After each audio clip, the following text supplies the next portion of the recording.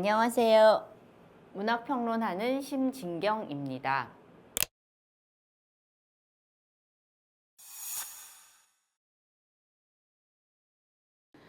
제가 오늘 강의할 내용은 한국 근대문학의 형성 과정에서 여성이 어떻게 만들어졌고, 그리고 그 여성을 활용해서 한국 근대문학의 기본 양식들이 어떻게 만들어졌는지, 그리고 그것이 소문이라는 방법을 통해서 어떻게 이루어지고 있는지, 이렇게 여성과 소문과 문학의 삼각관계를 중심으로 한국 근대문학 형성의 한 풍경에 대해서 다뤄보도록 하겠습니다.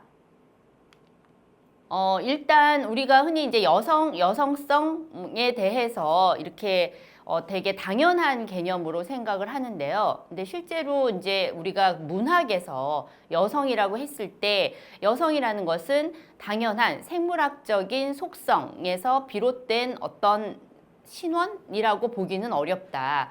그러니까 여성이라고 하는 것을 우리가 본질주의적 관점에서 이제 접근할 수도 있고, 구성주의적 혹은 구조주의적 관점에서 여성이 어떻게 만들어지는지 이렇게 접근할 수도 있는데, 저의 경우에는 이제 여성이라고 하는 개념 혹은 그 여성으로부터 파생된 어떤 여성의 속성으로 정의되는 여성성이라고 하는 것이 생물학적인 그런 본질주의적 관점에서 만들어지는 것이 아니라, 당연한 것이 아니라 구조주의적 관점에서 이 어떤 역사적, 사회적 맥락 속에서 여성성이라고 하는 개념이 만들어졌는지, 이제 그런 관점에서 이 한국 근대문학에서 여성성이 어떻게 정의되고 있는지 이 부분에 대해서 좀 살펴보도록 하겠습니다. 그래서 이게 여성이 사실은 이제 스캔들화 되어 왔거든요. 그러니까 근대문학 초창기에 여성이 이제 어떠한 그런 성적 운명과 관련해서 그 여성이 처녀냐 아니냐, 누구랑 사귀냐 사귀지 않느냐, 라는 혹은 결혼을 하고 이혼을 하고 하는 여성의 성적 운명을 둘러싼 그런 스캔들이 사실 한국 근대문학 초창기에는 굉장히 많았고, 물론 이러한 여성의 스캔들화라고 하는 것은 90년대 문학에서도 이렇게 나타나기는 해요. 그래서 특히나 그런데 이제 이러한 여성의 성과 관련한, 섹슈얼리티와 관련한 그러한 소문들이 근대 문학의 그 탄생 배경으로 굉장히 중요하게 작용하고 있다라는 것, 우리가 이제 이 부분에 대해서 먼저 살펴볼 필요가 있습니다. 그래서 사실은 이제 남성과 여성이라고 하는 그러한 그 생물학적인 이분법을 되게 당연하게 생각을 하는데, 실제로 이제 그 당시에 사회라고 하는 것이 남성 중심적으로 구성되었다라고 한다면, 사실 여성이라는 개념은 그런 남성 중심적으로 구성된 사회로부터 파생된 어떤 개념이라는 거죠. 그랬을 때 남성과 여성이라고 하는 것은 대등한 그런 관점에서 이 두 가지 개념이 설정되는 것이 아니라 이 설정값 자체가 다른 거예요. 그러니까 남성이라는 것이 하나의 기준이고 표준이라면 여성이라는 것은 그 기준과 표준으로부터 만들어진, 파생된 보조적이거나 부차적인 개념이기 때문에 남성과 여성이라는 이 개념을 이분법적으로 접근할 수가 없다라는 것, 이거는 우리가 기본적으로 전제해야 되는 사실이고, 그 다음에 그렇게 이제 여성이라고 하는 것이 만들어진 개념이고, 여성을 어떻게 문학 작품 안에서 어떻게 활용하고 있는지, 어떻게 재현하고 있는지, 이런 부분들을 살펴본다면 그로부터 만들어진 여성 문학이라고 하는 것은 그 자체로 단일하고 절대적인 개념이 될 수 없다. 저는 그렇게 생각하거든요.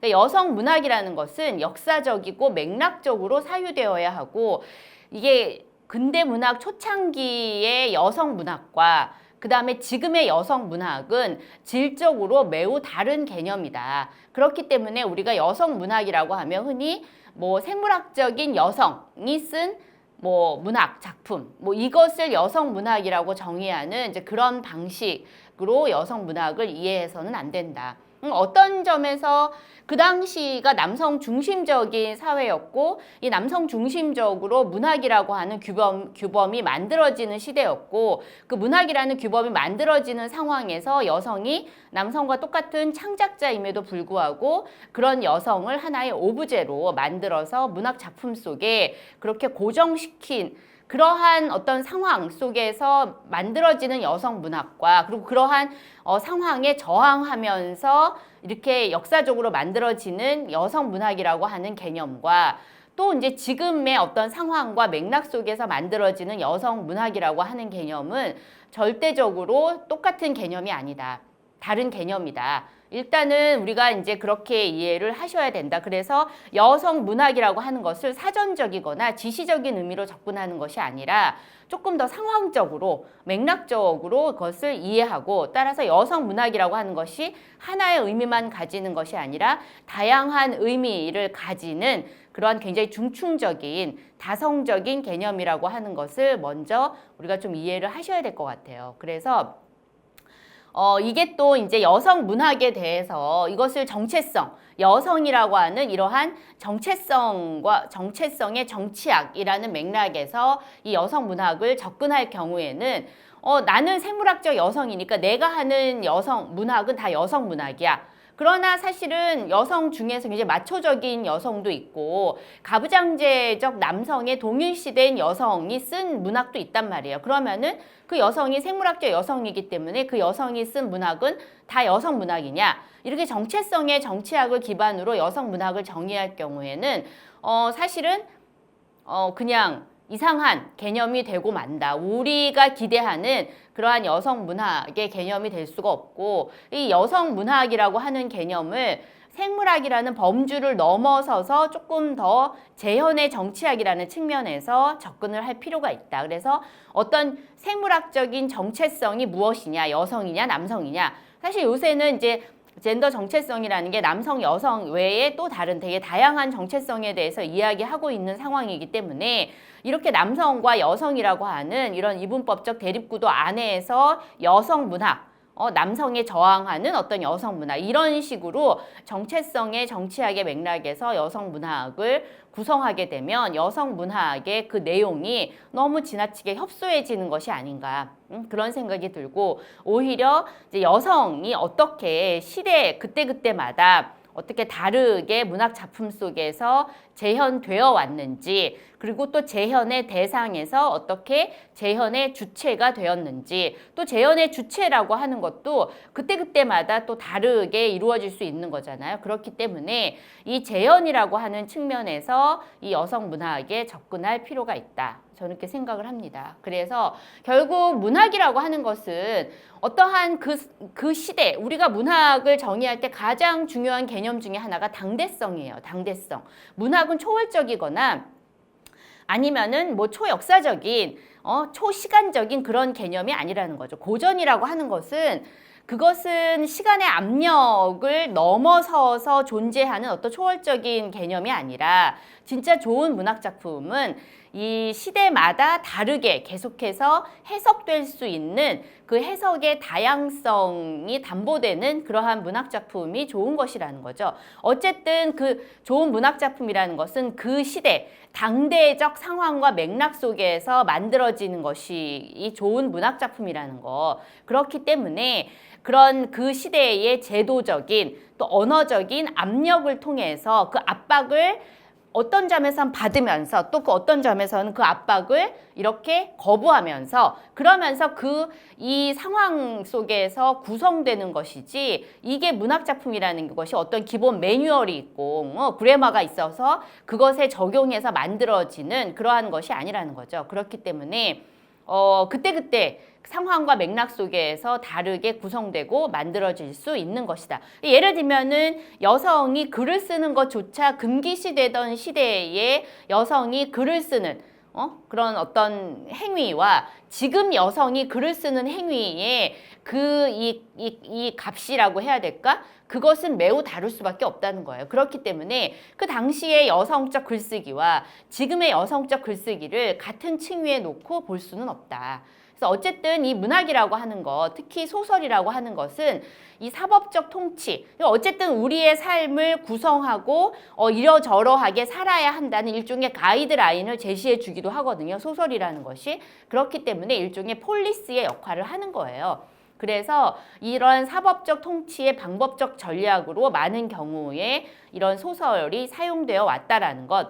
소설이라고 하는 것이 그냥 뭔가 빼어난 예술 작품, 시대를 초월해야 되고 어떤 시대의 압력에 굴복하면 안 되고 이런 식으로 만들어지지 않았다는 거예요. 소설은 저작거리에서 만들어진 것이고 그냥 감나물려의 일상을 다룬 것이 기본적으로 소설입니다. 그렇기 때문에 소설이라는 것은 그 당시에 어떠한 이 사람들의 삶을 어떤 조정하려고 하는 어떤 일종의 하나의 폴리스 역할을 해왔다는 것. 그러나 그런 것에 일부는 굴복하면서 일부는 저항하면서 그러면서 만들어져 왔다라는 것. 좋은 문학이라고 하는 것은 그러한 현실을 완전히 초월하는 게 아니라 현실의 자장 안에서 어떻게 그 현실을 견디면서 그 현실 너머에 또 다른 문학적 현실을 상상하면서 만들어졌는가. 이것이 중요하다는 거죠. 그런 맥락에서 우리가 여성 문학에 대해서도 굉장히 자명한 어떤 것으로 당연한 것으로 생각해서는 안 된다. 이렇게 얘기할 수 있을 것 같습니다.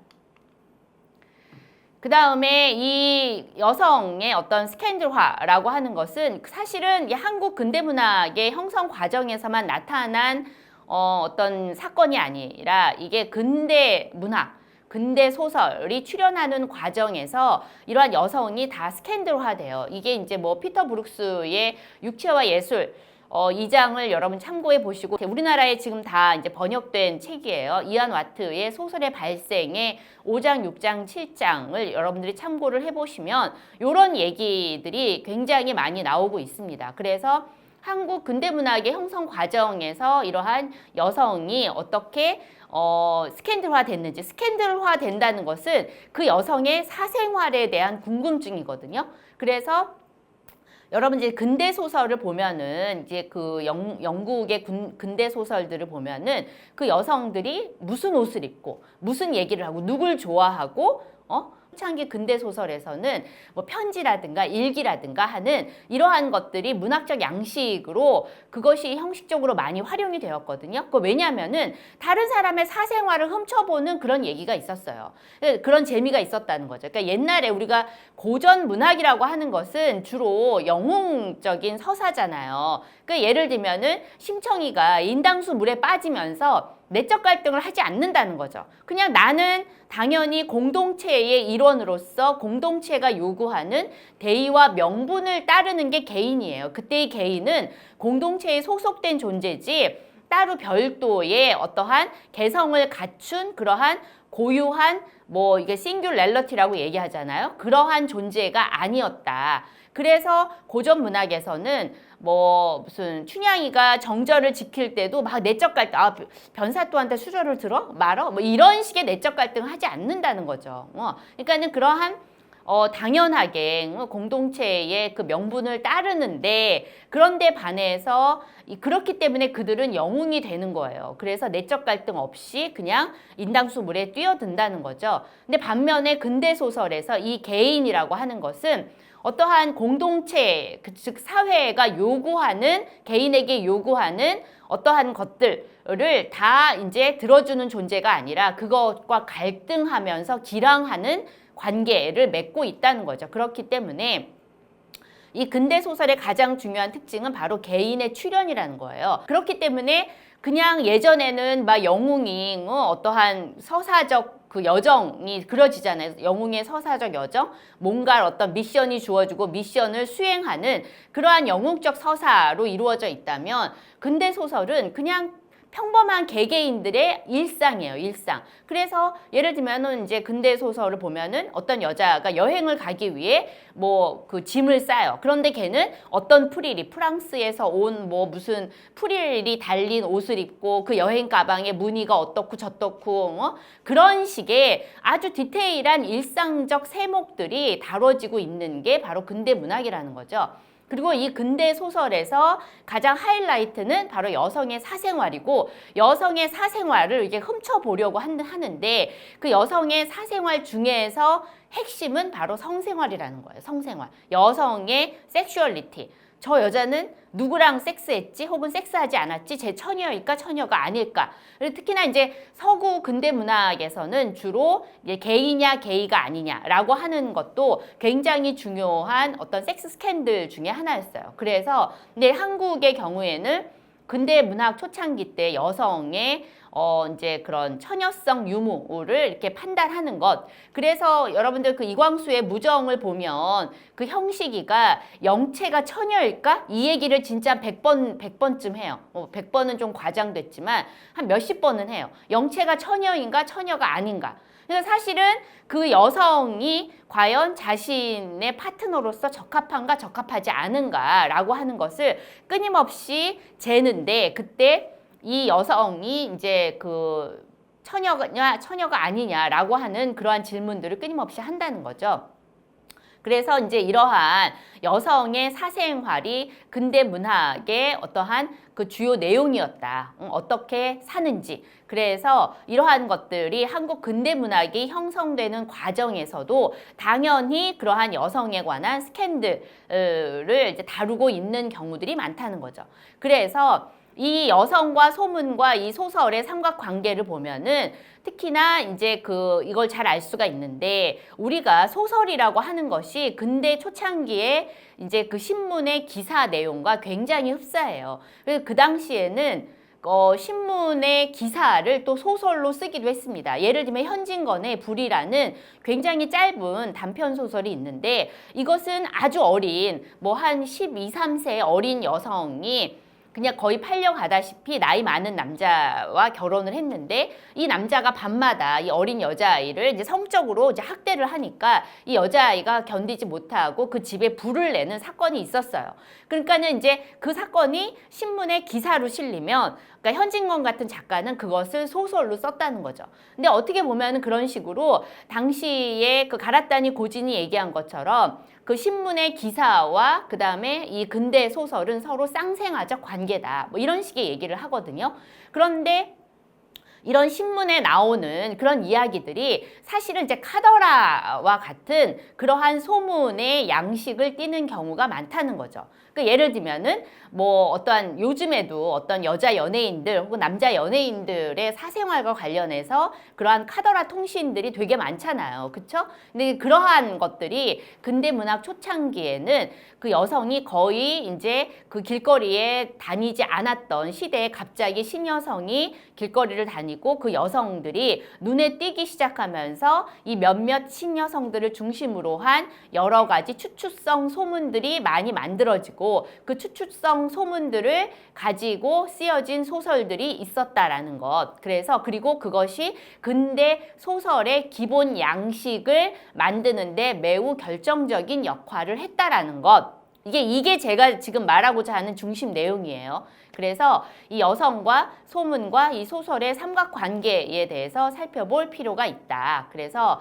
이 여성과 여성을 둘러싼 소문을 서사화하는 방식, 과정, 이것이 바로 그대로 근대 소설의 방법론과 기본 문법이 되고 있다라는 것. 적어도 한국 근대 문학에서는 그렇다. 그런데 이것이 한국 근대 문학의 사정만은 아니고 이것이 서구 근대 소설의 출현과도 매우 밀접하게 관련되어 있다라는 거죠. 그래서 이 여성이라는 개념의 탄생과 이 노블이라는 개념의 성립 과정 사이의 관계에 대해서 다룬 책도 있어요. 그게 바로 이제 낸시 암스트롱의 소설의 정치학. 우리나라에서는 소설의 정치학이라는 제목으로 번역이 됐고요. 이제 원제는 도메스틱 픽션이라는 제목이에요. 그래서 가정 소설. 그러니까는 이 여성이 중심이 되는 그러한 가정 소설을 중심으로 해서 그것을 통해서 여성이 어떻게 근대 소설의 핵심 개념으로 등장하게 되었는가. 그래서 여성의 사생활이 다 소설의 기본 내용이라는 거죠. 우리가 알고 있는 뭐 브론테 자매라든가 오스틴이라든가 이런 사람들의 소설을 보면 제인 오스틴 이런 작가들의 작품을 보면 다 여자들이 거실에서 뭐 이제 누구를 쳐다보고 쟤는 어떻고 동네의 소문들을 다른 사람들한테 실어 나르고 빨래터에 여자들이 모여가지고 수다 떨고 거의 이런 얘기들이 소설의 기본 내용이라는 거죠. 이제 그런 식으로 이 낸시 암스트롱의 소설의 정치학, 우리나라 번역된 제목 소설의 정치학의 서문도 한번 여러분들이 참고해서 보시면 좀 더 이제 잘 이해하실 수 있을 것 같습니다.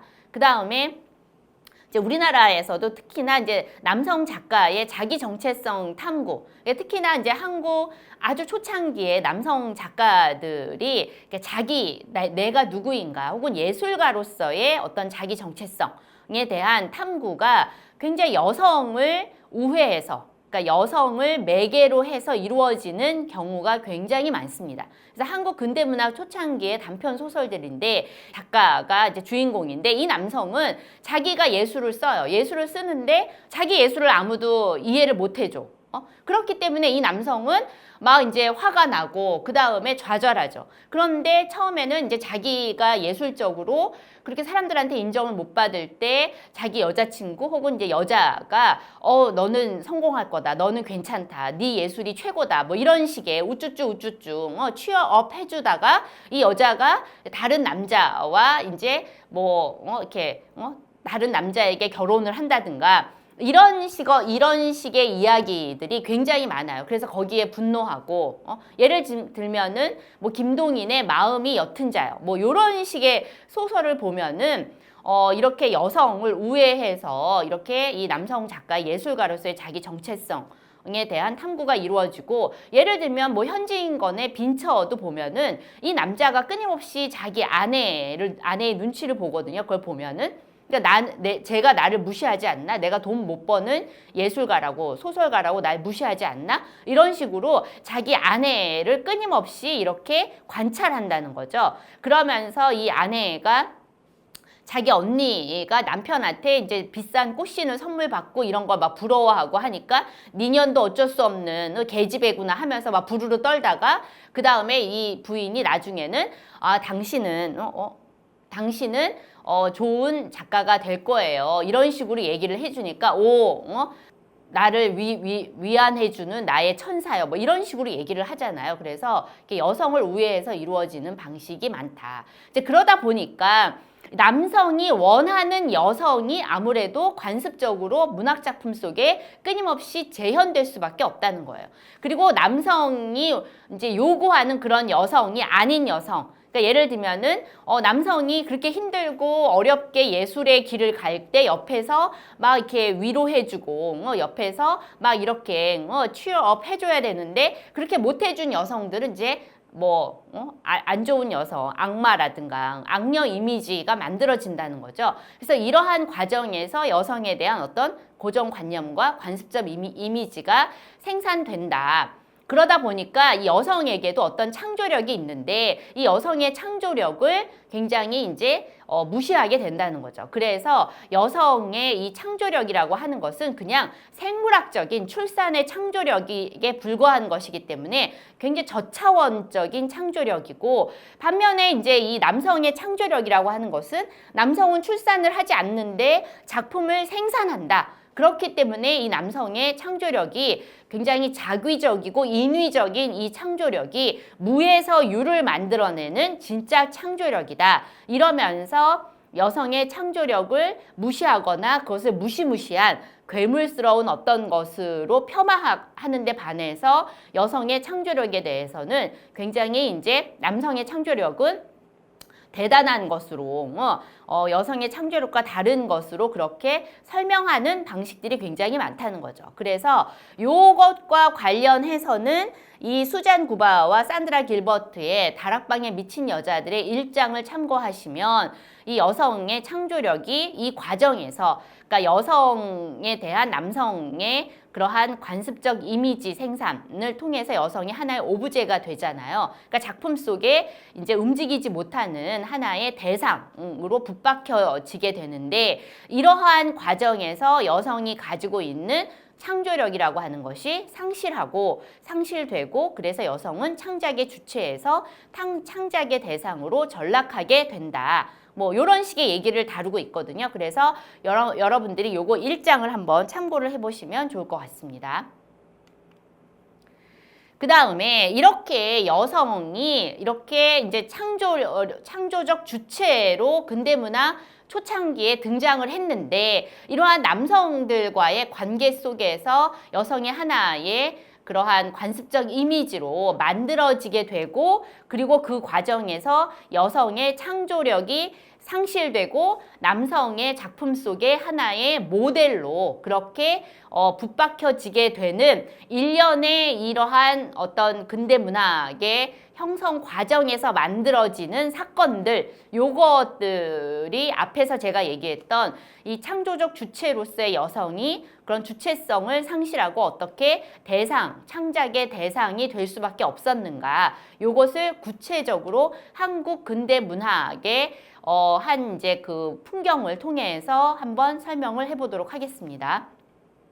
이제 이때 모델 소설이라는 것, 이게 이제 근대문학 초창기 때는 모델 소설이라는 것이 되게 많았어요. 그러니까 이 모델 소설은 물론 예를 들면은 20년대 후반, 28년, 9년, 뭐 30년대, 심지어 40년대 초반에도 이 모델 소설이 있기는 있어요. 그렇지만 이 모델 소설이 가장 많이 만들어졌던 그 시기가 바로 근대문학 초창기입니다. 그리고 이 모델 소설이라고 하는 것은 실제 주변 작가들, 혹은 누구라도 다 알만한 어떠한 이 유명 인사, 혹은 자신의 동료 작가를 모델로 해서 쓴 소설이에요.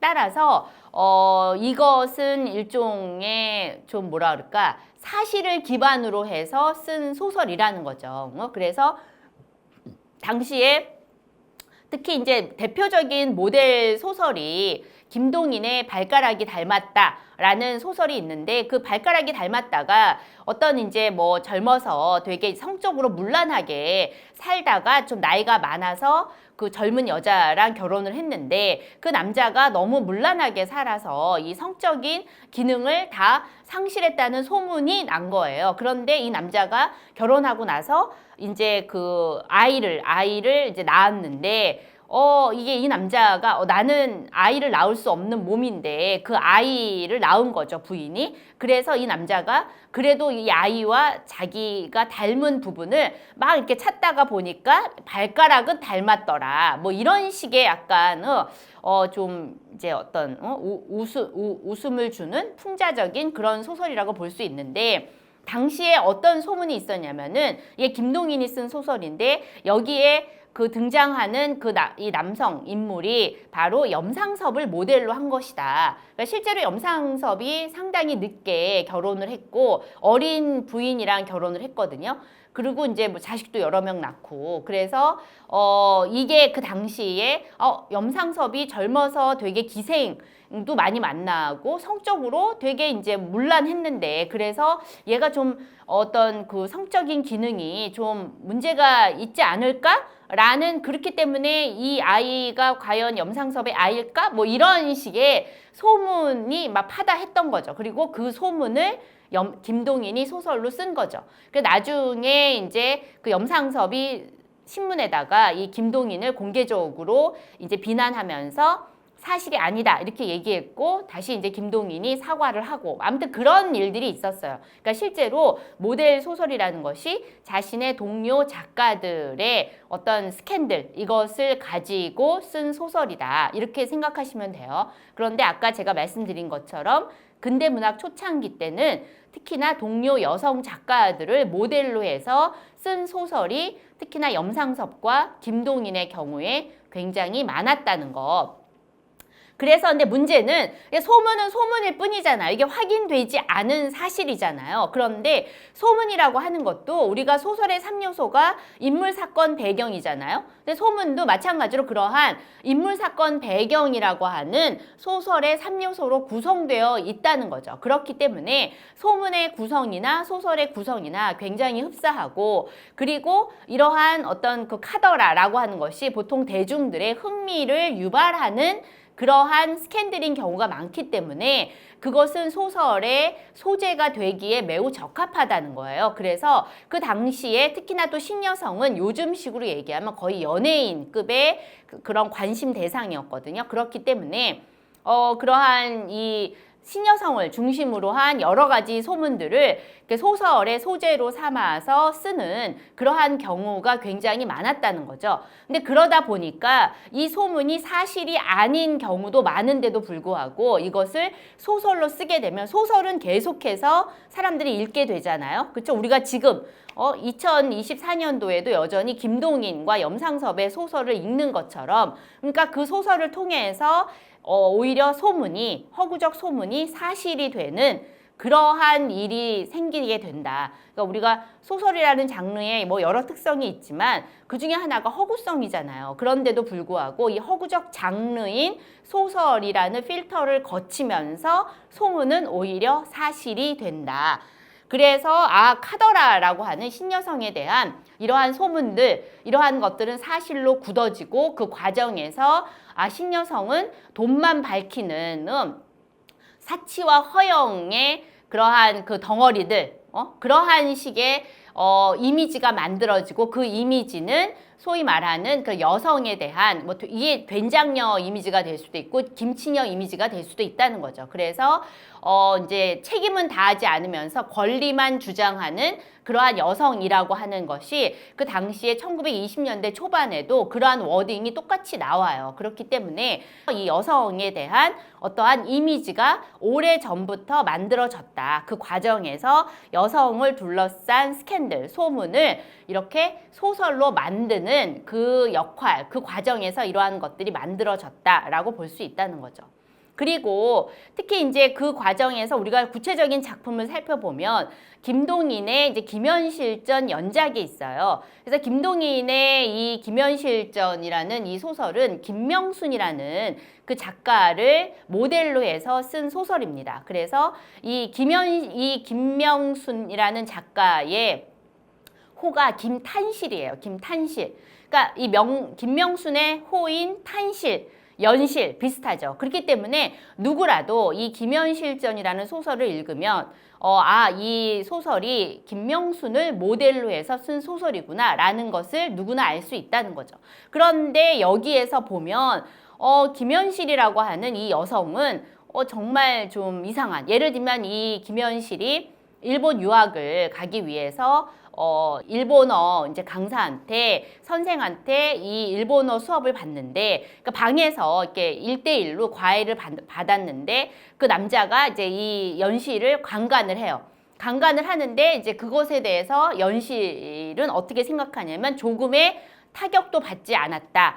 이것은 당연히 남자와 여자 사이에 뭐 일어나는 일이라고 생각했다. 그 남자 선생은 굉장히 나이가 많고 김현실은 10대의 여자아이인데 얘가 그것을 그냥 얘는 원래 엄마가 기생이고 피가 더럽기 때문에 얘한테는 그것이 별 큰 문제가 되지 않았다는 식의 서술 내용들이 나와요. 그러면서 이 여성이 그러고 나서 이제 일본에 가서는 이 남자 저 남자 막 사귀고 친구의 이제 이 남편도 꼬시고 아무튼 이런 식으로 굉장히 성적으로 문란한 여성으로 이렇게 그려지고 있거든요. 그러면서 이 김현실이라는 여성은 아무런 감정도 이제 드러내지 않는 그런 인물로 묘사를 하고 있습니다. 그래서 이러한 것들을 통해서 김동인의 인형 조종술이 굉장히 극적으로 연출이 되고 있다라는 거, 이런 작품을 통해서. 그리고 이 염상섭은 우리가 1세대 여성 작가들, 특히나 남성 작가들에 의해서 이렇게 소설의 모델이 된 그러한 여성 작가들이 있거든요. 우리가 1세대 여성 작가라고 부르는 김명순, 나혜석, 김일엽이 있는데 이 세 여성 작가들에 관한 모델 소설들을 엄청 많이 썼어요. 염상섭이. 장편으로 보면은 해바라기, 그다음에 너희들은 무엇을 얻었느냐, 이런 것부터 시작해서 단편 소설에서는 제야라든가 이러한 것들에서도 김명순을 모델로 한 소설을 썼거든요. 그래서 이러한 것들은 단순히 김동인이 어떠한 이 신여성, 성적으로 타락한 신여성을 이렇게 이제 아무런 그러한 내면이 없는 그러한 인형처럼 그리고 있다면, 염상섭의 경우는 이 소설 속 등장인물인 이 신여성들이 다 내적 갈등을 해요. 예를 들면 그 해바라기라고 하는 장편 소설은 나혜석을 모델로 한 소설인데, 이 소설 속에 이 나혜석이 원래 이제 되게 가난한 어떤 시인과 이제 약혼을 했는데 그 남자가 병으로 죽어요. 그래서 이 여자가 이제 내 여자가 당시에 굉장히 유명했던 그러한 여성인데 이 여성이 결국에는 그러니까 이혼한 좀 자기보다 나이가 많은 근데 당시에 총독부에도 근무하고 변호사였던 남자와 결혼을 합니다. 그러면서 자기가 결혼식장에서 이제 결혼을 기다리면서 신부로서 이 주인공 여자가 어떤 이제 속 얘기를 하냐면 사람들이 나를 뭐 욕하지 않을까? 전에는 그렇게 뭐 이제 사회에 대해서 비판적이고 그러한 사회와 막 싸워 나가는 그러한 이제 역할을 하다가 갑자기 돈 많은 남자랑 결혼한다고 하니까 자기를 욕심 많은 그러한 타락한 신여성으로 보지 않을까? 이런 식의 내적 갈등을 하는 부분들이 묘사가 됩니다. 그래서 마치 이것이 정말 나혜석의 그러한 심리인 것처럼 그렇게 묘사를 하고 있다는 거죠. 그래서 이 염상섭의 소설을 통해서 이러한 1세대 여성 작가들의 내면까지도 이제는 독자들이 파악할 수 있게 되었다는 것. 이런 식으로 이 신여성이 남성 작가들의 모델이 되면서 그러면서 이 남성들에 의해서 이 여성들의 어떠한 이미지와 그 다음에 이 여성들의 내면과 이러한 것들이 만들어지게 되었다. 이렇게 볼 수 있습니다. 그 다음에 이러한 것들이 단지 식민지 시대, 근대 초창기에만 있었던 일은 아니라는 거죠. 이 여성의 사생활이 소설 창작의 자양분이 된 사례는 이후로도 계속 반복되고 있어요. 대표적인 게 그 하일지의 경마장 가는 길이죠. 이 하일지의 경마장 가는 길은 주인공 남자가 이제 프랑스 유학 중에 이제 유학을 온 어떤 여성을 만났는데 이 여성이 실력도 없는 그런 여성이라서 이 남자가 이 여자와 동거를 하면서 이 여자의 뭐 논문도 써주고 그래서 여자는 논문을 써가지고 이제 한국으로 돌아가서 뭐 교수도 하고 어디에 글도 쓰고 막 그런데 이제 이 남자가 그 여자를 찾아가서 너에 대해서 내가 폭로하겠다. 그래서 협박하면서 이 여자랑 이제 모텔을 전전하는 그런 얘기가 이 경마장 가는 길인데 이게 실제로 하일지가 프랑스 유학 출신이고 그 당시에 그 상대 여자 우선 소설에서는 제이라고 나오는 이 여자가 누구다라고 하는 게 파다하게 소문이 났어요. 저도 알고 있습니다.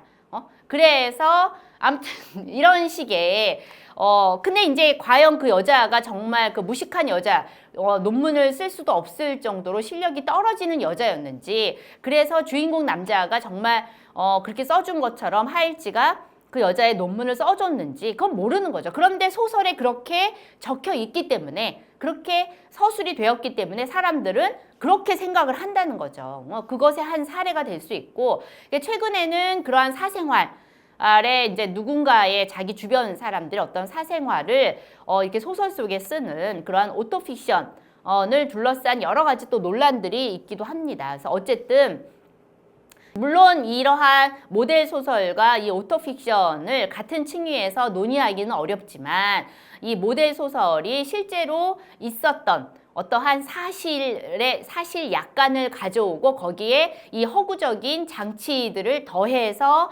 만들어지는 경우가 많기 때문에 그 소설의 내용이 다 사실은 아님에도 불구하고 그것이 일부의 사실을 가져왔기 때문에 나머지 허구적인 내용도 다 사실이 돼버리는 그러한 일종의 사실 효과를 발휘하는 그러한 경우가 많고 그것을 통해서 신여성과 또 실제 1세대 여성 작가들에 대한 어떠한 이미지들이 하나의 고정관념으로서 만들어졌다. 이렇게 볼 수 있을 것 같습니다. 그 다음에 근데 이제 여성들이 그러면 당시에 신여성 이 작가들이 그러면 가만히 있었냐. 그러니까 이것이 사실은 이 근대 문학의 형성, 특히 근대 소설의 출현과 관련해서 아까 이제 그 피터 브룩스의 육체와 예술에서 이 사생활 침해 문제에 대한 얘기를 해요. 어떻게 보면은 다른 사람들의 그러한 그 사생활을 소설적 소재로 삼는 거잖아요. 그런데 이 근대화라고 하는 것은 아까 얘기한 개인화거든요. 개인이라고 하는 것이 굉장히 중요한데 그렇기 때문에 개인의 사생활, 프라이버시를 침해하면 안 된다라고 하는 법적인 그러한 내용들이 구성되는 과정이기도 해요. 그렇기 때문에 한편으로는 문학에서 문학 창작이라고 하는 것을 빌미로 여성의 사생활을 침해하는 문제가 있고, 그 다음에 그 여성의 사생활 침해에 대한 법적 소송이 있었던 사건들이 이 외국에서는 굉장히 많습니다. 근데 한국에서도 이러한 문제들이 있었다라는 거, 특히나 1세대 여성 작가들은 이 사생활 문제를 이 남성들이 끊임없이 이제 소설적 소재로 삼아서 뭐 문란하다느니 이 남자 저 남자 뭐 사귀었다느니 뭐 심지어 어떤 평론가는 김명순의 시를 분석을 하면서 얘네 엄마는 기생 출신이기 때문에 피가 더러워서 뭐 그랬다는 둥 어쩌고 저쩌고 뭐 이런 식으로 이제 막 그런 이제 사생활 문제를 굉장히 이제 당연한 것처럼 다루었다는 거죠. 그래서 이 1세대 여성 작가, 근데 그런 것들을 가만히 내버려 두게 되면 그것은 되게 당연한 것이 되고 그냥 개인의 문제, 개인의 문제니까 알아서 하세요라는 식의 이야기를 들을 수밖에 없다는 거죠. 그래서 1세대 여성 작가들 중에서는 이러한 문제를 법적, 사회적으로 공론화하려는 노력을 많이 합니다. 특히나 김명순의 경우에는 그 당시 이 1세대 여성 작가들 중에서도 가장 많이 그런 모델 소설의 그 모델이 돼요. 그리고 왜 그러냐면 이 김명순의 경우 이제 일본 유학 시절에 그게 이제 예전에 JTBC의 뉴스룸에서도 잠깐 다룬 적이 있었는데 그 이용준이라는 그 당시에 그 소위인가 하는 그 일본의 그 육사에 다니던 그 남자가 이 김명순을 강간을 하죠. 근데 김명순이 졸업하기 바로 전날 이 여자를 강간을 해요. 근데 강간을 근데 호수 쪽에 낮에 산책을 하다가 강간을 당하는데 그때 당시에 그 이용준이라는 남자는 거의 언급도 안 됐고 가해자임에도 불구하고 이 김명순의 이 강간 사실이 대한매일신보에 3번이나 기사화됩니다. 그러니까는 그때 당시에 이 여자가 강간을 당했다. 그리고 처녀성을 상실했다. 그래서 여자는 성적으로 문란하다라는 그런 공식이 만들어지면서 신여성의 대명사가 된 거예요. 성적으로 문란한, 사치스러운, 이 남자 저 남자 막 만나는 그런 식으로 이 김명순이라고 하는 여성이 문란한 신여성의 대표 명사가 되었다라는 거죠. 그러다 보니까 사실 이 여성은 피해자임에도 불구하고 그런 식의 그런 문란한 그런 여성의 대명사가 되었다라는 것. 그래서 이 여성이 그때 이제 계속 그 문제에 대해서 적극적으로 반박을 하지만 그 당시에는 받아들여지지 않았다는 거예요. 그래서 예를 들면 이제 은파리 소송 사건이라는 게 있어요. 이제 은파리는 당시에 우리가 소파 방정환, 뭐 어린이라는 잡지를 만들면서 굉장히 뭐 훌륭한 어린이 문학을 이제 그 창립한 뭐 그러한 작가로 알고 있지만 이 사람이 당시에 신문에 뭘 썼냐면 추적 뭐 이런 식으로 이제 그 연재를 한 거예요. 근데 그게 이제 주로 이제 여성들의 사생활을 캐는 거죠. 그러면서 카더라 통신을 실어 나르는 그런 식의 이제 글을 연재를 했습니다. 그래서 은팔이라는 필명으로 그런 그 특히나 김명순이 뭐 어떤 남자를 만났다고 하더라. 누가 봤다고 하더라. 뭐 이런 식의 기사를 썼는데 김명순이 이제 그에 대해서 사실이 아니다. 라는 식의 소송을 이제 낸 적이 한 번 있었고 또 한 번은 이게 김기진이 아까 이제 평론가 이제 김명순 씨에게 보내는 공개장이라는 그러한 그 비평을 써요. 그래서 거기에서 아까 제가 얘기한 것처럼 얘는 이제 피가 더러워서 뭐 그렇다느니 뭐 어쩌고저쩌고 하는 식의 그렇게 이미 늙은 여자임에도 불구하고 자기가 어린 척, 뭐 젊은 척 한다는 둥 뭐 이런 식의 말도 안 되는 비평을 씁니다. 그래서 이것에 대한 반박문, 이게 신여성이라는 잡지에 실렸는데 이것에 대한 반박문을 그 다음 호에 싣겠다라는 게 그 다음 호에 어떤 이제 내용이 들어갈 건지 이렇게 예고를 하잖아요. 그래서 이제 김명순이 이 김기진의 공개장에 대한 반박문을 실을 거다. 그래서 그 제목까지 나오는데 그 내용이 실리지가 않습니다. 그러니까 이런 식의 일들을 사실은 노력을 했지만 그 당시에는 가해자는 남자는 그럴 수 있다. 그래서 이용준이라는 사람은 실제로 거의 그 당시에 언급도 되지 않았고 이 남자는 당시에 다른 여자랑 결혼했고 그다음에 해방 후에는 한국으로 돌아와서 나중에는 이제 그 육군 참모총장까지 하고 뭐 이러면서 아무튼 천수를 90 몇 세까지 살다가 그렇게 죽어요. 근데 반면에 이제 김명순의 경우는 이제 뭔가 자기는 막 문학을 해보려고 막 노력을 했지만 사람들이 계속 그런 식으로 더러운 년이라는 그러한 지탄을 받으면서 견디다가 결국에는 30년대 중반에 이제 일본으로 이제 이상처럼 뭔가 새롭게 시작하고 싶어서 일본으로 돌아가지만 이제 거기에서도 막 온갖 소문에 시달리다가 결국에는 정신병원에서 이제 죽게 되죠. 그러니까 그런 식의 어떠한 그 당시에 그 이 신여성의 고정된 이미지를 만드는데 가장 많이 활용한 것이 바로 김명순이었고 그렇기 때문에 김명순이 그에 반박하려는 다양한 노력들 그리고 자기가 겪은 이러한 사생활 침해의 문제들 이것에 대한 법적 사회적 소송을 제기했지만 이러한 것들이 그 당시에는 받아들여지지 않았다.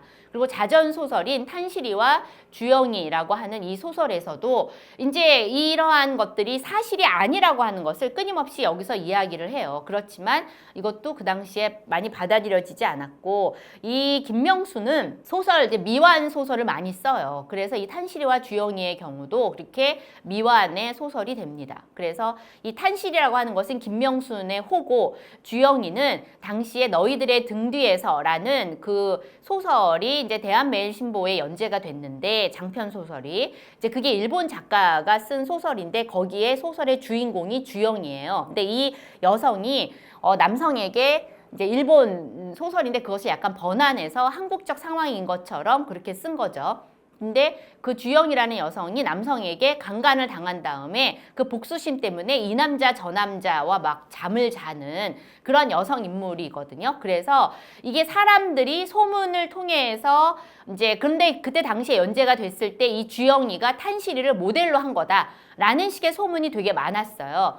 사실이 아니지만 어쨌든 그럼에도 불구하고 소문 속에서 만들어진 김명순의 이미지는 바로 주영이었고 그것에 반박하면서 진짜 나는 이런 사람이다 라고 이야기하는 사람은 탄실인 거죠. 그래서 이 탄실이와 주영이가 서로 이렇게 갈등하면서 이루어지고 있다는 거. 그러나 결국 끝내 탄실이인 김명수는 이 소설을 완성하지 못했다는 거. 비극인 거죠. 그런 것들이.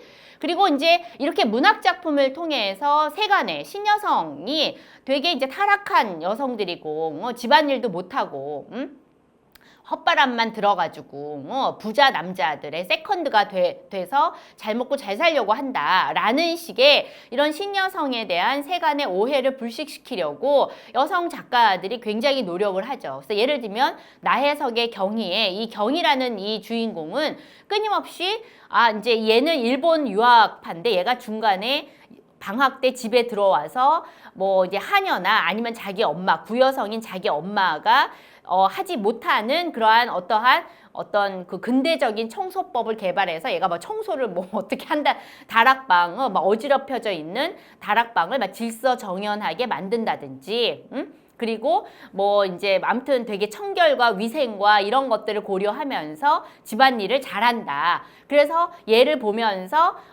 이제 신여성에 대한 오해를 가지고 있었던 다른 나이 많은 여성들이 저런 신여성도 있구나라고 하면서 그러면서 이 신여성에 대한 오해를 푸는 그런 내용들이 나와요. 그러니까 이게 나혜석의 경이라고 하는 것이 그 당시 신여성에 대한 어떤 스캔들이 얼마나 그러한 이 폄하된 내용들이 얼마나 많았으면 이런 소설을 썼을까 뭐 그런 생각도 들죠. 그래서 어쨌든 한편으로는 남성 작가들에 의해서 카더라 통신의 방식으로 신여성의 사생활이 폭로되었다면 다른 한편으로는 신여성 자신은 이 사건을 스스로 공론화함으로써 이 사생활의 문제를 문학적 사건으로 만들고자 했다는 것. 그러나 그런 것들이 그 당시에는 받아들여지지 않았다. 그래서 스스로 자기의 그런 사생활을 스스로 폭로하는 그러한 식의 소설도 씁니다. 그리고 나중에 이러한 자기 폭로의 글쓰기는 2세대 여성 작가들에게 굉장히 중요한 소설 전략으로 채택되기도 합니다.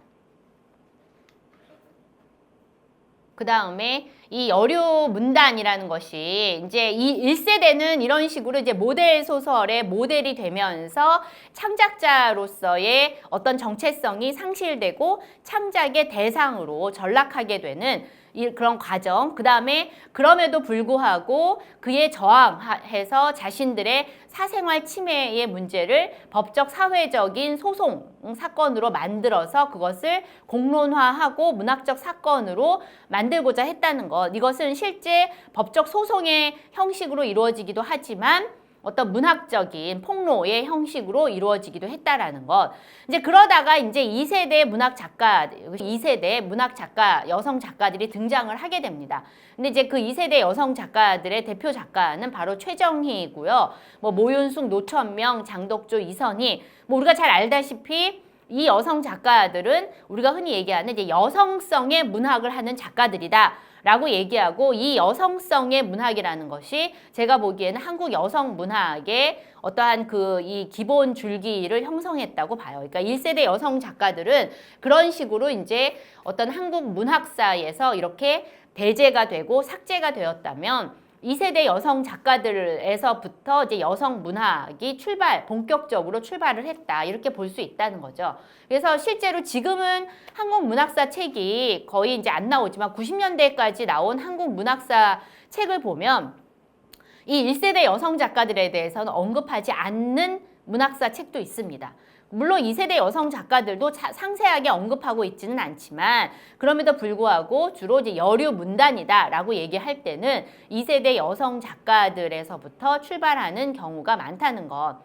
그런데 이제 2세대 여성 작가들은 자기 선배 여성 작가들의 그러한 그 과정을 봤을 거 아니에요. 이 추락의 과정을. 얼마나 그 공포스럽겠어요. 그래서 이 2세대 여성 작가들은 1세대 여성 작가들과 이렇게 단절을 선언하죠. 우리는 저 사람들과 다르다라는 것. 그래서 이들에 대한 영향에 대한 불안을 굉장히 많이 느꼈다는 것. 그래서 특히나 이 최정희의 작품을 보면 이러한 1세대 여성 작가들과의 어떤 토론이나 이런 것들을 하는 과정에서 1세대 여성 작가들의 문학을 이렇게 문학이 아니다. 진짜 문학이 아니다. 뭐 그들은 그냥 작품 없는 벙어리 작가에 불과하다. 뭐 이런 식으로 1세대 여성 작가들과 선을 긋는 그런 모습들을 보여줍니다. 왜냐하면 1세대 여성 작가들이 어떻게 남성 작가들의 입에 오르내리다가 그러다가 이렇게 이 문학판에서 사라졌는지를 너무나 잘 알고 있기 때문이라는 거죠. 그러면서 이 2세대 문학 여성 작가들이 형성이 되는데 그러니까 이 사람들은 일종의 선택과 배제를 통해서 만들어진 여성성이라는 거예요. 그래서 막 오히려 1세대 여성 작가 중에 나혜석은 뭐 정조는 취미다 뭐 이런 식의 얘기를 한다든가 굉장히 과격하게 얘기를 해요. 그리고 이제 이혼 고백서 그런 걸 쓰잖아요. 그래서 자기가 그 남편과 이혼하게 된 일련의 과정이라든가 자기가 이제 그 시집살이 하면서 겪었던 부당한 일들 이러한 것들에 대해서 막 폭로를 하거든요. 그렇기 때문에 1세대 여성 작가들은 훨씬 더 기존의 그 여성에 대한 압박이라든가 이것에 되게 많이 저항을 했다면 오히려 2세대 여성 작가들은 이제 소위 말해서 가정성이라고 하는 것으로 요약될 수 있는 그러한 성격의 여성성을 드러내고 있다는 것. 그렇기 때문에 이것 자체가 선택과 배제를 통해서 만들어졌다는 거예요. 그래서 1세대 여성 작가들의 그러한 과격한 저항성이라든가 혹은 그러한 남성 중심적 문학에 대한 부정성 이러한 것들은 배제하고 그 대신에 당시에 남성 작가들이 요구했던 어떠한 여성성의 어떤 모습들 이러한 것들을 중심으로 해서 만들어졌다. 이렇게 볼 수도 있다는 거죠. 그래서 기존 가부장제적 담론에 부분적으로 물론 절대적으로 순응했다 뭐 이렇게 볼 수는 없어요. 어떤 면에서는 비판적인 논의들이 있기는 하지만 그럼에도 불구하고 기존 가부장제적 담론에 부분적으로 순응을 하면서 2세대 여성 작가들의 문학 작품들이 형성되었다라는 거. 그래서 이 사람들을 당시에 이제 또 그 김기진 앞에서 얘기했던 김명순 씨에 대한 공개장 문장 썼던 그 김기진이 이 여성 작가들을 묶어서 2세대 여성 작가들을 묶어서 소녀 문단이라는 식의 표현을 해요. 너희들이 아직은 남성 작가처럼 성숙하지는 않아. 문학적으로 성숙하지 않은 소녀야. 그런데 너네들의 존재는 인정해 줄게. 이게 바로 소녀 문단이라는 워딩에서 우리가 확인할 수 있는 내용이라는 거죠. 근데 어쨌든 이 여성은 그러한 남성 중심적으로 구성된 문단에서 여성 작가들에게 요구하는 어떤 부분들에 부분적으로 순응하면서 그것들을 받아들이면서 형성이 되었다는 거. 그러다 보니까 이 2세대 여성 작가들이 나중에 식민지 말에 이 친일적 행보를 보이는 그런 문제도 드러냅니다. 그래서 이 여성들 다 지금 뭐 최정희, 모윤숙, 노천명 다 이 사람들 뭐 이 친일을 다 했어요. 그래 궁극의 어머니 주장하고 젊은 이제 남 병사들한테 이제 황군이 되어라 뭐 이런 식으로 막 나가 선동하는 그러한 강의를 하기도 하고 아무튼 이 사람들이 친일적 행보를 했다는 거죠.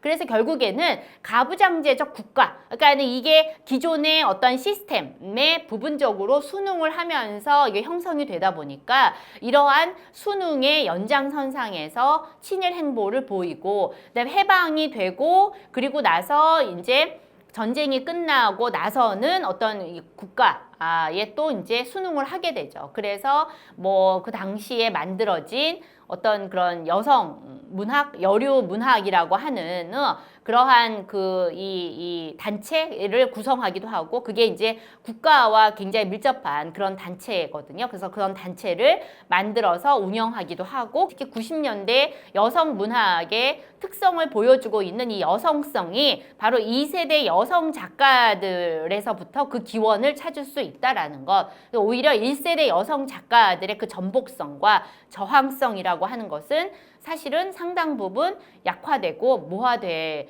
수밖에 없었다라는 것. 그런 부분도 우리가 좀 확인해 볼 수 있고 제가 보기에는 이러한 최정희의 어떠한 그런 여성 문학, 여성성이라고 하는 것을 가장 잘 물려받은 작가 중에 한 명이 오정희 작가가 아닐까. 근데 결국에는 이 오정희 작가가 나중에 그 블랙리스트에 이제 그 연루가 돼서 문제가 되잖아요. 그쵸? 그러니까 어떻게 보면은 여성 문학이라고 하는 것이 한편으로는 이런 여성 문학이라고 하는 것이 구성되고 이것이 유지될 수 있었던 것은 기존 시스템, 남성 중심적인 어떠한 이 시스템에 부분적으로 순응해 왔기 때문에 거기에서 일정 정도의 지분을 할당받으면서 형성되어 왔다라는 거죠. 그렇기 때문에 이런 식으로 볼 수도 있지 않을까. 그래서 특히나 이제 오정희 선생의 경우에는 여성을 기호화하거나 미학화하는 이러한 시도들에도 이제 시도들을 많이 했다라는 거. 이제 그럼에도 불구하고 결국에는 이렇게 생물학적인 여성성, 이렇게 아이를 출산하고 그 다음에 가정 안에서 여성이 가정 생활을 하고 이러한 것들이 주된 어떤 소설적 소재로 활용이 되면서 그러면서 이러한 생물학적인 여성성으로 회귀되는 것이 아니냐. 뭐 이런 식의 90년대 문학에 대한 비판으로까지 이어질 수 있다고 봅니다. 그래서 결국에는 이러한 여성 문학, 그러면 우리가 이런 여성 문학에 대해서 무조건적으로 그것을 옹호하거나 아니면은 그에 대해서 환영하는 것이 아니라 이러한 여성 문학이 어떤 역사적 아까 계속 제가 얘기하지 맥락적으로 구성되어 왔는지 그것에 대한 이해를 통해서 뭔가 새로운 여성 문학을 우리가 만들어 나가야 된다. 그러니까 기존의 여성 문학에 대해서 전적으로 이것을 무시하자는 것이 아니라 그것에 대한 어떠한 성찰을 통해서 새로운 여성 문학에 대한 질문과 탐구가 이루어져야 한다는 거예요. 그래서 여성 문학이라는 것이 당연한 것이 아니라 여성이 해서 여성 문학이 이런 식으로 보아서는 안 된다. 여성 문학이라는 것은 저는 어떤 점에서 보면은 역사적인 어떠한 이 개념이라고 생각해요. 그래서 이 역사적인 개념 의 맥락 속에서 어떤 특정 시기의 여성 문학이 갖는 의미와 또 다른 시기의 이 여성 문학이 갖는 의미가 다르다는 거죠. 그래서 그런 식으로 우리가 좀 살펴볼 필요가 있다. 그래서 이제 구체적으로 이 여성 작가들에 대해서 한번 살펴보도록 하겠습니다. 그래서 1세대 여성 작가, 아까 제가 얘기했던 김명순, 김명수는 바로 탄실이. 자기가 탄실이와 주영이라는 책을 썼잖아요. 탄실이, 그 다음에 순애. 순애라는 소설을 쓴 사람은 이제 김일엽. 그 다음에 경희라는 소설을 쓴 사람은 바로 나혜석이죠. 그래서 요 이제 나혜석, 김일엽, 김명순 이 세 작가들의 작품의 이제 주인공들을 제가 이제 이렇게 앞에다 쓴 거예요. 그래서 당시에 신여성은 스펙타클한 볼거리거나, 왜냐면은 뭔가 양장을 하고 뭐 구두를 신고 시계를 차고 뭐 아무튼 뭐 그런 여성들이잖아요. 그리고 굉장히 이제 어떤 지적인 여성들이었고 다 이제 유학 출신 유학파들이었고, 그렇기 때문에 새로운 문명, 새로운 문물을 가장 먼저 선보이는 그러한 존재들이었기 때문에 그 여성들 자체가 하나의 스펙타클한 볼거리였고, 동시에 이제 욕바지였다는 거죠. 뭐 이제 허영과 뭐 사치의 대명사라느니, 뭐 벙어리, 작품 없는 벙어리 작가라거니, 뭐 이러면서 욕바지로 이제 전락하거나 뭐 그랬다는 거죠. 그래서 이에 대한 저항 담론으로서 여성 문학이 1세대 여성 작가들에 의해서 저는 형성됐다고 주장을 하고, 2세대 여성 작가들의 작품보다 훨씬 더 전복적이고, 그 다음에 이제 근원적인 어떤 문학에 대한 질문을 던지고 있다. 이렇게 볼 수 있을 것 같아요. 그래서 나혜석의 경희와 김일엽의 어느 소녀의 사, 그 다음에 김명순의 탄실이와 주영이에서 바로 이러한 그 당시에 그 이 신여성을 둘러싼 그런 오해들에 대해서 어떻게 저항하고 있는지 작품 속에서 여러분들이 작품을 읽으면서 한번 확인해 보실 수 있을 것 같고요. 그 다음에 특히 성폭력 피해자에서 성폭력 고발자로 이제 등장하는 사람, 바로 김명순의 칠면조라는 소설을 보면 알 수 있습니다. 그래서 김명순의 칠면조에는 정말 중간에 전혀 이제 그 소설의 내용과 상관없이 그러한 강간을 당하고 나서 사람들에게 손가락질을 받으면서 느꼈던 여러 가지 어떤 심리적 곤경에 대해서 이 중간 부분에 갑자기 막 드러나거든요. 그러면서 자기 작품 속에서 어쨌든 중간중간에 작품의 전체적인 내용과 무관하게 자신이 겪은 그러한 강간 사건들을 그렇게 고발하기 위해서 중간중간에 그렇게 집어넣고 있다라는 거, 우리가 이걸 확인할 수가 있고, 또 이제 나혜석이 30년대 남편과 이혼을 하고 나서 쓴 이혼 고백장은 바로 이제 여성 작가로서 나혜석의 패배에 관한 이야기라고 생각해요. 저는 개인적으로. 그렇지만 이게 여성 작가로서의 패배에 관한 이야기는 사실은 한국 사회 혹은 한국 문학의 패배이기도 하다는 거죠. 그만큼 여성에 대한 어떠한 고정관념, 여성에 대한 관습적 이미지에서 더 나가지 못했다라는 것은 한국 문학의 가능성이 그만큼 제한적일 수밖에 없었다는 것이고, 그것은 한국 문학이 그만큼 협소한 것, 그리고 더 나아갈 수 있는 어떠한 가능성의 영역을 포기한 것과 다름없다. 그렇기 때문에 이것은 한국 문학의 패배다. 이렇게 볼 수도 있습니다. 그 다음에 그 2세대, 1.5세대 여성 작가에 대해서 잠깐 얘기를 하면, 여기에는 이제 제가 앞에는 얘기하지 않았지만 사실은 이제 문학사에서 굉장히 중요하게 다뤄져야 되는 작가가 바로 강경의, 박화성, 백신혜입니다. 그러니까 이 사람들은 주로 사회주의 리얼리즘 문학을 했던 작가인데, 사실은 이 사람들이 2세대 여성 작가가 될 수 없었던 것은 그 문단에서 이 여성 작가들을 남성화된 그러한 이제 어떤 작가, 여성성이 부재하는 작가, 이런 식으로 이들에 대한 평가가 있었다는 거. 거기에다가 이제 이 박화성, 강경애의 경우는 간도를 중심으로 해서 문학 작품을 썼기 때문에 이게 이제 그 당시에 서울과는 좀 동떨어진 그런 지리적으로 너무 먼 곳에서 작품 활동을 했다는 것. 그다음 박화성의 경우에는 이 사람이 30년대 남편과 이혼을 하고 이제 그 천시성을 가진 그 부유한 방직공장 사장이랑 결혼을 하는데, 그러면서 너가 사회주의 리얼리즘 문학을 했는데 너가 노동자였던 남편과 이혼하고 부르주아랑 결혼해? 하면서 문학적인 비난을 받죠. 그러면서 이 박화성이 이제 그러면서 그 해방될 때까지 작품 활동을 하지 않고, 백신의 경우는 굉장히 이제 좀 이게 정말 그 팔색조의 작가라고 할 수 있고 최근에 이제 백신에 대한 연구가 굉장히 활발하게 이루어지고 있는데 아무튼 이 여성이 한 단어로 혹은 하나의 범주로 이렇게 이제 설명되기 어려운 그런 작가이기도 하고 또 이 백신애가 병으로 췌장암으로 일찍 죽어요. 그렇기 때문에 이 작가들이 사실은 여류 문단을 형성하지 못했다라는 것 그런 얘기. 그러나 이 작가들의 작품들이 굉장히 뛰어난 작품들이고 최근에 이 작가들의 작품에 대한 논의들이 활발하게 이루어지고 있다. 이렇게 볼 수 있습니다. 그래서 이들은 대체로 여성 작가라기보다는 일제 식민지 현실을 폭로한 리얼리즘 작가로 많이 평가가 됩니다. 그래서 여성 작가의 카테고리 안에 많이 묶이지 않는 경우들이 많아요. 특히나 이제 이 강경애의 인간 문제와 지하촌 같은 소설을 보면 여기에 여성 인물들이 굉장히 좀 뭐라 그럴까?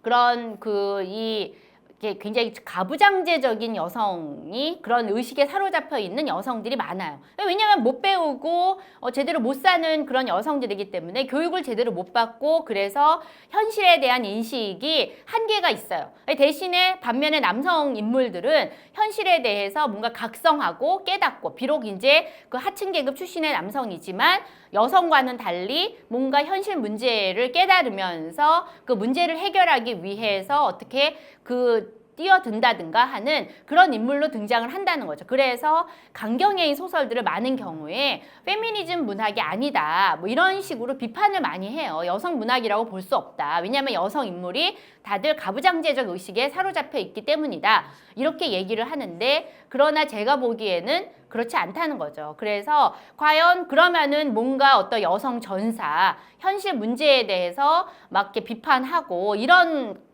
문학만 여성 문학이라고 할 수 있는가? 그러니까 오히려 여성의 현실을 적나라하게 드러내는 문학도 여성 문학이라고 볼 수 있다는 거죠. 그래서 그런 강경애 문학이라는 박화성의 전형적인 사회주의 리얼리즘 문학이죠. 뭐 하수도 공사나 홍수 전후, 그다음 백신의 꺼레이 등 이러한 문학에 대한 논의들을 우리가 좀 더 많이 할 필요가 있다. 아까 제가 지금 얘기한 것처럼 페미니즘 문학이냐 아니냐라는 그런 논쟁들이 이제 그러한 학술적으로 이루어진 적이 있고 또 하나는 이 박화성의 문학이 지나치게 도식적인 사회주의 소설이다 라는 논쟁이 있고 이 백신애가 또 이제 일본에 건너가서 거기서 또 배우로 활동하기도 하고 그런데 또 이제 꺼레이라는 소설에서는 그런 이주민들의 역사에 대해서 또 다루기도 하거든요. 그렇기 때문에 이 백신애를 사회주의 리얼리즘 문학으로 볼 것이냐 아니면은 전형적인 신여성으로 볼 것이냐라는 식의 이 정체성 논란 등이 있어요. 그래서 이런 부분들에 오히려 제가 보기엔 좀 더 주목할 필요가 있다. 이런 생각이 들고 그 다음에 이제 우리가 본격적으로 이제 지금의 여성 문학 특히 이제 이 60, 70년대부터 90년대까지 이어지는 여성 문학의 그런 기본 성격을 형성하고 여성 문학의 어떤 기원을 이루고 있는 2세대 여성 작가들의 문학은 문학사적으로도 가장 많이 언급이 됐고 그 다음에 이들에 대해서는 60년대, 70년대에도 활발하게 작품 활동을 했기 때문에 이 작가들에 대한 논의는 그 당시에는 굉장히 많아요. 그러나 지금에 와서는 조금 이제 다른 식의 평가들이 이루어지고 있다라는 것.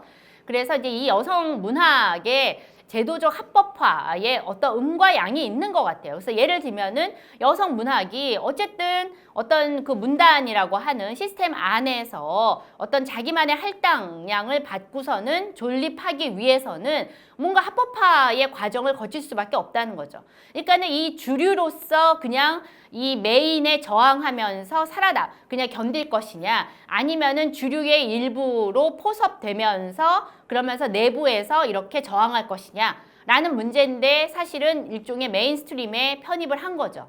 제도적 합법화가 되면서 여성 문학에 대해서 좀 더 본격적인 논의가 이루어진 것은 사실이지만 그리고 이들의 어떤 문학적 환경이랄까 이런 것들이 이전에 비해서는 좋아진 것은 사실이지만 이제 아무래도 저항성이랄까 전복성이랄까 뭐 이러한 것들은 많이 상실할 수밖에 없었다. 이렇게 볼 수도 있을 것 같아요. 이런 얘기가 이제 일레인 쇼월터와 앤 아디스 간의 논쟁이 있어요. 그래서 요거는 뭐 아무튼 일레인 쇼월터가 그들만의 문학이라고 하는 책을 썼는데 이 책에 대해서 또 이제 그 후배인 앤 아디스가 니들이 그렇게 메인스트림에 들어가면서 그러면서 저항성을 잃지 않았냐 그러면서 막 일레인 쇼월터를 그렇게 해서 너는 교수되고 뭐 그렇게 해서 어떤 그 주류가 됐다 그러면서 그러나 여성 문학은 그렇게 주류가 되면서 저항성을 잃었다 뭐 이런 식의 이제 비난을 하죠. 그러니까는 이제 또 일레인 쇼월터가 자기의 이제 그들만의 문학의 그 이 세컨 에디션을 내면서 서문에다가 또 엄청 길게 막 구구절절히 변명을 하는 내용이 나와요. 그래서 요것도 한번 이제 보시면 좋을 것 같고, 근데 우리나라에 이제 번역은 안 됐습니다.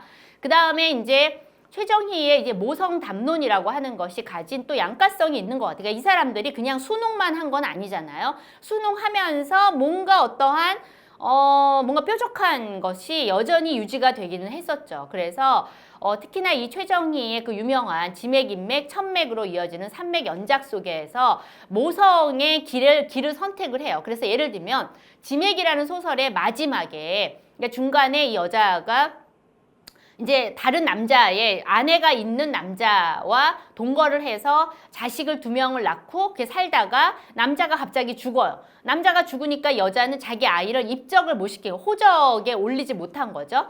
이제 그러다 보니까 이 여자는 이제 어떻게 할 것인가 막 고민을 하다가 이 여자가 이제 어떤 이제 그 옛날에 알던 잘 공부할 때 알던 남자를 만났는데 그 남자가 또 이제 지고지순한 순정파. 그래서 여자한테 나랑 결혼하면 네 아이들을 내가 다 내 호적에 올려줄게. 이러면서 이 여자를 이제 여자에게 프로포즈를 해요. 그런데 여자가 막 고민을 하다가 그걸 거절을 하면서 기차를 타고 어떤 보육원에 가서 아이들을 키우면서 거기서 보육교사로 살려고 기차를 타면서 그 동네로 떠나면 소설이 끝나는데, 근데 그때 마지막 그 지맥의 구절이 뭐냐면 하늘에 이 별이 어떤 궤도를 따라서 그렇게 움직이는 것처럼 지상에 궤도가 있다. 그러니까는 이제 내가 어떤 남자의 아이를 낳았으면 그 남자의 아이들로 이 아이들을 키워야지 이 다른 남자 성을 바꿀 수 없다. 뭐 이런 얘기거든요. 그러면서 나도 하늘의 별이 이 궤도를 이탈하지 않는 것처럼 나도 지상의 궤도를 이탈하지 말아야겠다. 뭐 이런 식으로 마치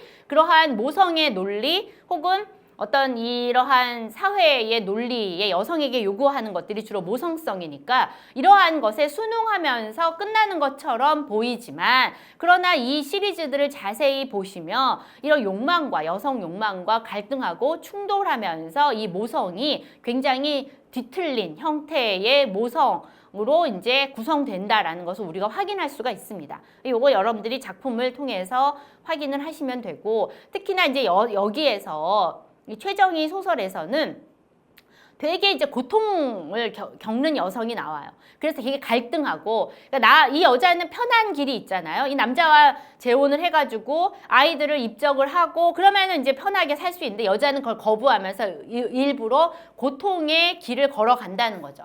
그래서 이게 이제 이 최정희 자신이 이렇게 그 부인이 있는 남자와 혼인 생활을 동거를 해서 아이를 낳았잖아요. 그 딸 둘을 낳았잖아요. 그래서 그런 어떤 자기의 그런 자전적인 이야기를 소설로 썼고, 이게 사회적으로 지탄받을 내용이죠. 지탄받을 그런 내용이지만 여기 최정희의 소설에서는 그 주인공 여성이 너무나 고통스러워 한다는 거죠. 그러면서 이 자기가 편한 길을 가지 않고 고통스러운 길을 선택하고 그 고통을 연기함으로써 일종의 자신이 다른 이제 아내가 있는 남자와 동거를 하고 그 다음에 아이를 낳고 하는 것에 대한 사회적 비난에 대한 일종의 면죄부로 이것을 설정하지 않았을까, 뭐 이런 식으로 해석해 볼 수도 있고, 그 다음에 이 여성 작가들의 인물들, 주인공들은 굉장히 고통스러운 여성들이 굉장히 많아요. 그러니까 여성이 주로 이제 남성 이상이나 이런 작가들의 작품 속에 등장하는 인물들을 보면 이 남성들은 굉장히 좀 뭐라 그럴까, 그러니까 자기를 할 때 자기의 일종의 가면술, 우리가 이제 그런 이상의 종생기나 이런 데 보면은 이제 그 가면을 쓰는 그런 남성이 등장을 하잖아요. 그런데 이때의 가면술은 끊임없이 아닌 척하는, 그러니까는 나는 아무 문제도 없고 나는 괜찮고 만사 형통이고 하는 그러한 남성을 연기한다면 반면에 여성 작가들의 경우는 너무너무 괴로워하고 너무너무 고통스러워하는 그런 여성 인물들을 연기한다는 거죠. 왜 그럴까? 이것도 제가 보기에는 한번 우리가 생각해 볼 문제고 왜 그렇게 한강 소설의 여성 인물들을 왜 그렇게 고통스러워 하는지 그런 부분도 이 문제와 관련해서 우리가 살펴볼 필요가 있다라고 생각합니다.